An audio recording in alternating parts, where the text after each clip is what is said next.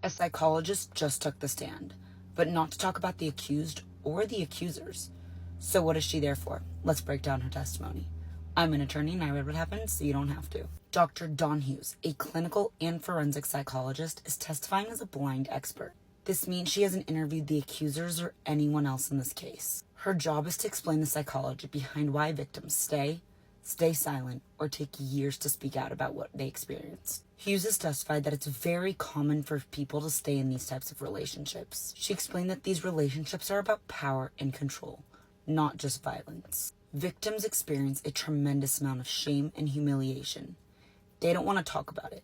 They don't even want to think about it with their own brain, she testified. She also testified that financial dependence is a major factor. If you don't have access to those tangible resources, how are you able to leave, she testified. She described how many abusers controlled the housing, money, and more in order to make it feel like it is impossible to leave. She also explained what a trauma bond is, which is when victims feel emotionally attached to someone despite what they are experiencing. The victim wants that good version of their partner back, she testified. She added that often it takes multiple attempts for a victim to leave. Dr. Hughes has made it clear that she is not commenting specifically on this case. She's giving the jury a general psychological framework to help them understand victims, patterns, and why it might take so long to report. She's being paid $600 an hour and $6,000 for her day in court. Her testimony is still ongoing, so make sure to come back for part 2 and let me know if you have any comments or questions down below.